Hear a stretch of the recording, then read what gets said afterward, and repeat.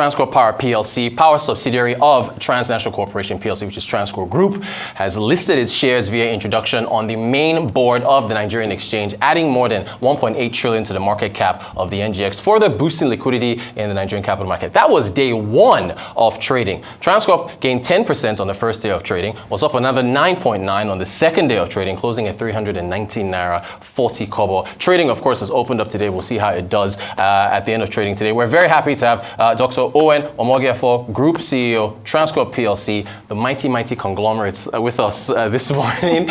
Good morning, Owen. Thank you so much for joining us. Thank you, Rotus. Talk about the significance of this listing, what it means to the company, the everyday Nigerian. Speak your mind. So thank you, Rotus. I think let me start with what it means to the everyday Nigerian, because that's what Transcorp is about, improving lives and transforming societies, transforming Africa. What this listing means to the everyday Nigerian is an access to be a part of a company that is so fundamental to the economic transformation of our country. Power touches everybody. No matter who you are, where you are, power touches you. And with this listing, we have more transparency in the company, there's more information, and you can also be a part of the company by being a shareholder. Thus, you can attend the annual general meetings, a lot of information about the company is public. You get to know more about the power sector, the highs, the lows, what is the outlook, and you can engage with people. So what does this mean for people is like we are enabling our environment. Like you said, we've added 1.8 trillion cap at the day of listing to the Nigerian Stock Exchange. So what does this mean? Again, looking at how the investors have responded to the listing, it shows that Nigeria is a viable market. We have a strong economy, we have a strong stock exchange, and people can come on. So yes, that's really exciting for us. Fantastic. Do you think this will encourage more companies in the electricity sector to list on the exchange? I hope it does. Yeah. Right? I hope it does, because indeed, when you navigate a path that is not so traveled, it lets other people to see. And when people look at Transcorp has a rich history of over 20 years. We have a rich history, we have a track record, and because Transcorp PLC itself is listed, our hospitality subsidiary Transcorp Hotels is listed, and we've seen what has happened. We operate with high level of transparency, high level of corporate governance, and the impact of what we've been doing over the years is very clear to all to see. So if other companies see that Transcorp, a conglomerate, a holding company, has taken one of its subsidiaries to the market, I really want to believe that when they see what we do with this, it would encourage others, just as we've been leaders in other sectors. Fantastic. I mean, look, you have been part of a story that is, in my opinion, the most important to Nigeria, which is power, because it just flows through everywhere. So, and Transcorp has been part of the headlines now on the good side of the power story. Unfortunately, there's another side to this story, which is this blackout that happened at the National Assembly that essentially just shut down their activities for a number of minutes. The value chain and the challenges that we're facing, to not see this in the future, how do you think we can fix these power issues that we're facing? So, Rhodes, I think this is a very fantastic and strategic question. And I'll tie it into the listing. Yeah. And just broadly, how we need to think as Nigeria and how we need to operate as Nigerians. We talk about Afro-capitalism, and that's the private sector's role in the transformation and development of our society and our continent, Africa. The power sector was privatized about 10 years ago, and we're one of those who came in. And since we came in, we've brought in additional investments into the sector. The reality is that we really cannot, government is unable to do everything. That's just the reality.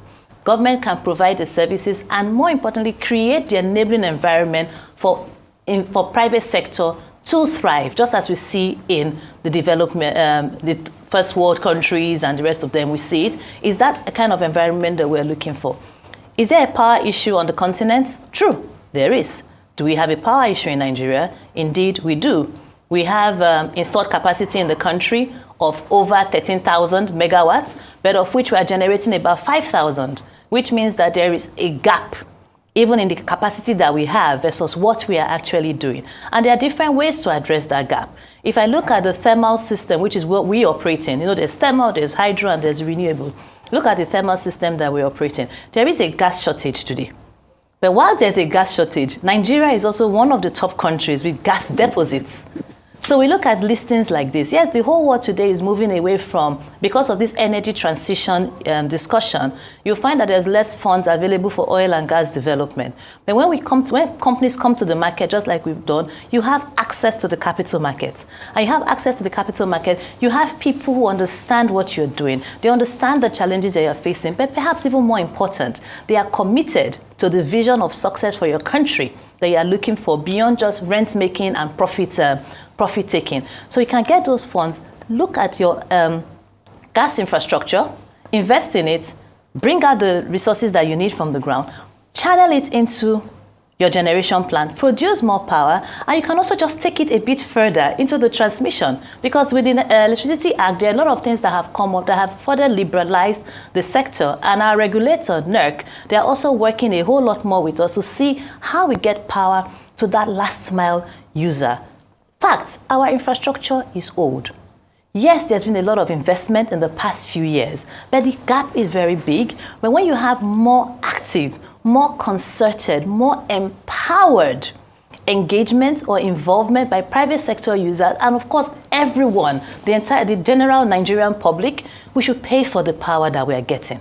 Let's stop with the power theft, the vandalization of the public assets, infrastructure, and understand that when you cut an electric cable somewhere or you destroy a substation, you are affecting others because it's a connected grid. Yep. So these are the things that we all need to do. And rest assured, do we believe as Transcorp Group that we can fix this power? We do, we strongly believe, and I want to tell you that we're very committed to doing this, and this, our listing of Transcorp Power PLC, is that commitment, is a testament of that commitment of what we're trying to do, and we plan to position Transcorp Power as a pivotal change agent in the power sector space. Amen to that. I mean, we have the stats on the screen. There are only 5 million or so metered customers in Nigeria, so that number definitely needs to grow. I want to ask you about another matter, because again, power has just been dominating the headlines. The IMF released their Article 4 mission to Nigeria,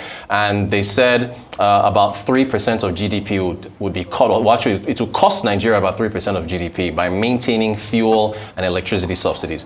Mr. Adelabu, Power Minister, has said that Nigeria needs to have cost-reflective tariffs so that players like yourself in the power sector, will be able to recoup, what you're investing in gas and so on and so forth. But on the other side, we've seen fuel subsidies partially removed. The president and others have said that, well, if you remove electricity subsidies or, fully deregulate the downstream sector, you will inflict more hardship on Nigerians. But you've mentioned the Electricity Act. We need more investments here. So I guess it's a delicate matter of, I want to find out where you stand on this. Getting cost-reflective tariffs, removing subsidies so that players like yourself can provide power, to more Nigerians, or being worried about what removing electricity subsidies would do to the average Nigerian. I know it's tough, but someone has to address this at some point. Yeah. So Rotus, you're on fire this morning. I'm sorry. It's just one. I think again, I'm glad we're talking about these topical issues. If you look around the world, social aid is provided across. Yeah. We have branded our subsidy. I really don't think it's realistic to think that it's a one-size-fits-all for everyone. And we are now starting on the right path. Because what's been some of the challenges we have with our subsidy? We're subsidizing everybody across. Rotus, why should you buy petrol at a subsidized rate? Good question. Why should I buy petrol at a subsidized rate?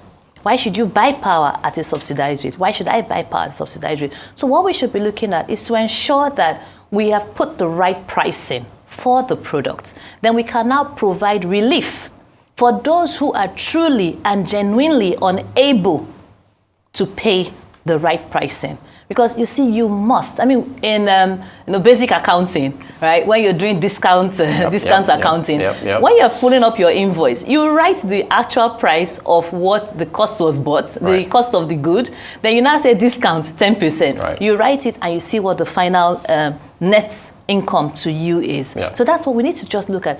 Allow the right price to be there. Have a strong database, a clean, trustworthy database that can let you know who are those in genuine need. Apply the reliefs to those people that need it. Then Those that don't have need, please charge them full. And with that, you'll see that we're able to build the economy at a stronger pace. We're able to create improve investor confidence, because no investor really wants to hear that the market is built on subsidy. They want to see, but at the same time, they want a balance. ESG is a strong factor for everyone today, global and local investors alike, because that's the sustainability of your business. But you don't want to build the entire, you want to see what are you doing for the people down the chain that cannot afford this thing. Because one thing they do have a right to is dignity. They have a right to dignity, and that's where we come in and we say, look, those that can afford, please pay. Look at what has been done with taxes. You'll find that the SMEs and those that have a certain revenue below a mark, you see the tax shelter, tax relief that has been given to them. Yeah. And those at the upper end, that's what has been done. We need to look at this kind of approach as well and see how we apply to the different subsidies. And there are also subsidies that we don't even think of, things that even education, everybody goes to university and we pay the same thing, no matter what your economic power is. So that's going to be, in summary, is you can't do away with providing relief to those who need it.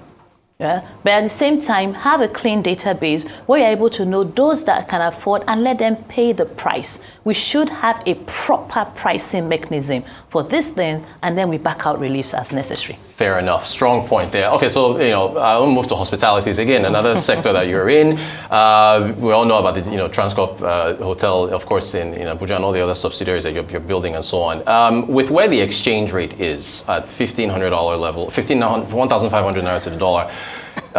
Inflation, so on and so forth. Does this deter people from traveling overseas? Do you think that gives you talked about staycation. I think when I ran into you in Abidjan. Yes. So are you poised to take advantage of that? We are. Yeah? Extremely. I see, I should amuse you. This morning I was taking my daughter to school. I was like, oh, mom, I said, child, we are doing staycation this year. in We're doing it in Nigeria because this is the reality. Yeah. The exchange rate has pushed up the prices of tickets. But perhaps we'll also have an opportunity to make new discoveries like we did during COVID. COVID became a positive opportunity for those businesses that were able to navigate the uncertainties of it. And our Transcorp Hilton Hotel in Abuja is more than poised to take on that staycation opportunities for people to recognize, enjoy, and appreciate what happens within our country. And supported by the Aura by Transcorp Hotels platform, what it does is that it pulls together experiences that you see, things that you typically might not know about. I have discovered restaurants through that platform. I've discovered spots I could just go to relax. That maybe I may not have seen it, but I follow them on their social media platform, and I keep seeing different things, beautiful waterfall, and these are the things we'll now use. Of course, hospitality and domestic tourism need certain enabling environment to further develop it. We look at our infrastructure. Imagine there was a speed train from Lagos to Abuja. Exactly. Speed train, the way you have speed trains abroad, right? You have a speed train from Lagos to Abuja. You will go. You can go and come back same day, go and do what you want to do. You come back. We look at our security infrastructure, ensuring that I'm getting on the train, I'm going to go, have fun, come back. We would just build our country in a very amazing and interesting way where we are able to very much optimize all the assets that we have. Nigeria has a rich history. I am from Edo State, Benin. We go to London, UK, Bath, you go and look at Stonehenge, a bunch of stones put together. We pay a lot of money. We go to the Bath, look at the old things. We travel to China, look at the Great Walls of China. Benin had the moats, the walls. We have Enrijesha, Olumo Rock, Zuma Rock, the Badagry slave village, and so many places that we can indeed package properly and give to those who are lovers of history. And let's not forget even Lagos, our huge expanse of beach. What is Maldives compared to what we have in Lagos? So yes, very strongly, our hospitality, we're poised to be that home away from home, that your Dubai within Nigeria, because we have a lovely facility, lovely pool, amazing food, and even more amazing staff to make your stay more than what you dreamed of. Owen Omogiafo, Group CEO of Transcorp PLC, thank you so much for joining us. We ran out of time. It's International Women's Day on Friday. I wanted to ask you about that, but maybe we'll come to your office and get a recorded clip so you can inspire women on Friday. Thank you so much for joining us. Talk about power hospitality. Really appreciate you. Thank you very much.